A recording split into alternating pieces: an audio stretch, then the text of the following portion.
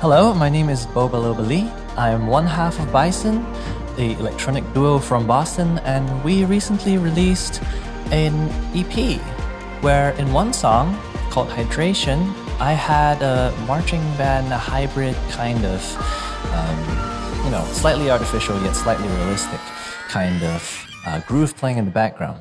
And I wanted to share with you guys how I came up with that today. The goal isn't to create a hyper-realistic drum track.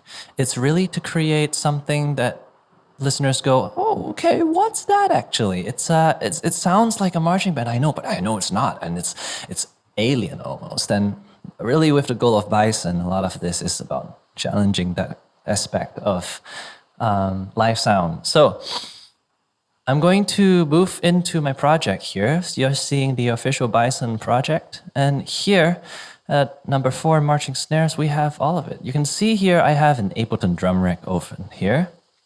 And tons of effects stacked up to give the effect that we want.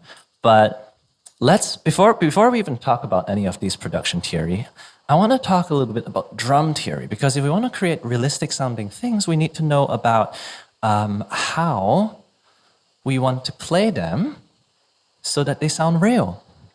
And I'm a drummer, so I know how to play drums, how to make them sound realistic. And when I wrote in this part, I was like, all right, everything can be actually played by a drummer. So I'm going to share with you 3 tips today of how you can make things sound real. So the first thing is that louder sounds generally sound higher in pitch. I'm going to share with you a clip of me playing drums right now. And you can hear that when I play softly to loudly, the drum sort of sounds from more lower pitch, it comes to a higher pitch. And that's just the natural way sound works when you hit a surface. If I hit this table softly, you get a boop, boop, boop kind of sound. But if you get a loudly, you get more highs are accentuated. So it appears to be brighter. So when I wrote in this part, I'll show you in my MIDI a bit here. We can see some of these, like that sound, especially in this sound here. These two are pretty high, and the ones which are playing the rolls, which are softer, are a little bit lower. That's why I have these two accentuating here. All right.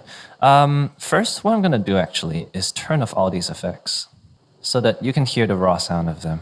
So I'm just going to play this a little bit, and I want you to notice these little things, all these things that are jetting out. Those are the higher stuff. Let me solo that up.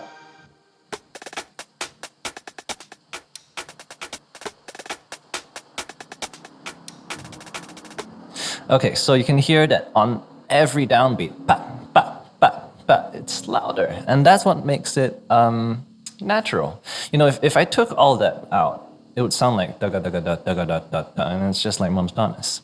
So that's the thing. Make the louder strokes higher pitched.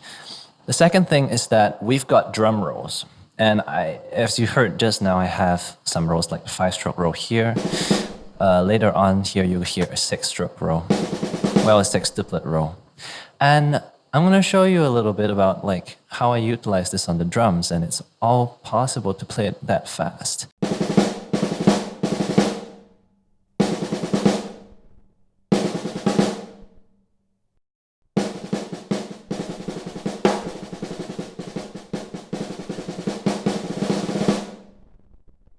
A lot of people, I feel like when they program in drums, they're afraid to put too much drums consecutively beside each other. So their drums become a bit janky. But if you insert these rolls leading up to a downbeat, you see, and also, for example, here it's leading up to the next downbeat and the next bar, you get a much smoother experience. So let's hear the rolls a little bit.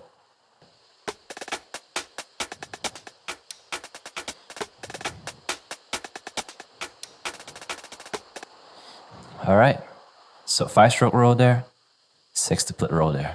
And this brings to me the third point of programming in hybrid snare drums.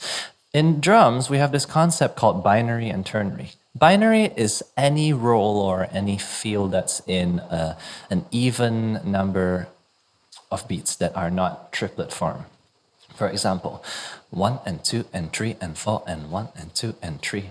Or maybe 1E and a 2E and a 3E and a 4E and a 1E and a 2E and a 3E and a 4E and a, all quite straight. Now what I mean by ternary, on the other hand, is that it's based on trees instead of 1, 2, 1, 2, 1, 2. So it's 1 and a 2 and a 3 and a 4 and a da da da da da da da da da da da da, right? So one thing that helps create excitement is to switch from binary to ternary. And you can see that most of these rows are binary. We've got da, da, da, da, da, da, da, da, da, da, here and here as well. But if you go into the last row that I have here, that's a sextuplet. Da, da, da, da, da, da, da, da, da, da. And that's in ternary.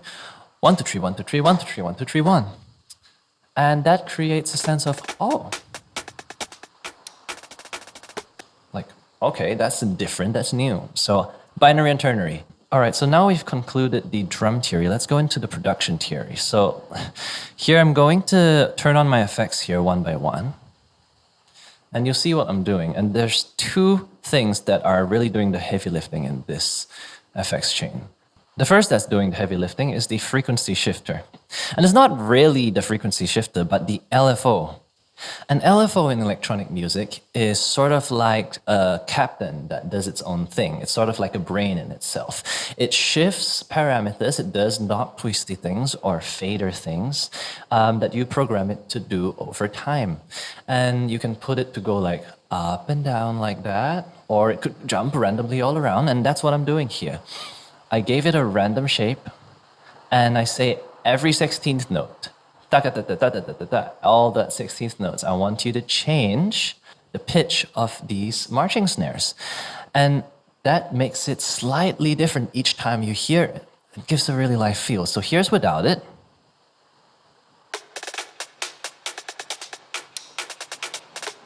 You can hear that it's pretty consistent, but it's also dull. Let's try it with this.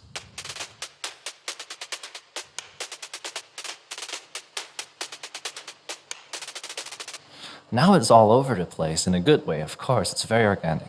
The other thing that's doing the heavy lifting is this filter delay here, which really is a stereo delay. I have my left channel, middle channel, and my right channel of the delays. Middle channel meaning both sides, of course. And basically, I can let each side of the drums have a bit different slapback, a bit different. Every time it passes through this, the sound comes back one more time. And you can see here that I have different milliseconds where each of these come back. So this gives a widening effect because you're getting that sound on the left first and then the right comes in, as opposed to both of them coming to you at the same time. So in other words, it widens up the perspective without pushing the sound too wide. So here's without it.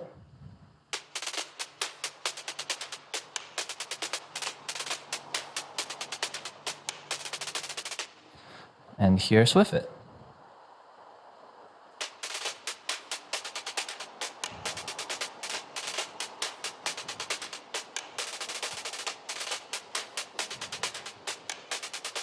And it sounds like a group of drummers playing now, as opposed to, one or a few. It sounds like a whole ensemble of them.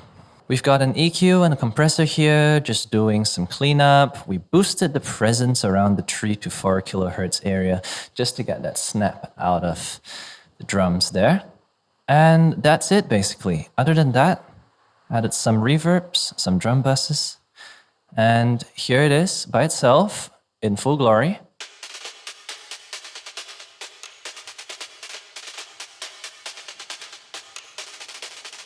And in context of the track, here it is.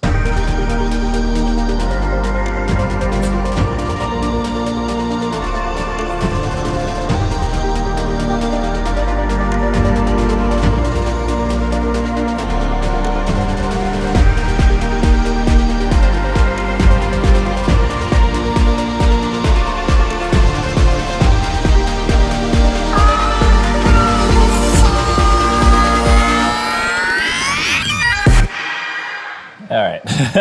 And that's basically how I made the hybrid snare marching ensemble thing for hydration.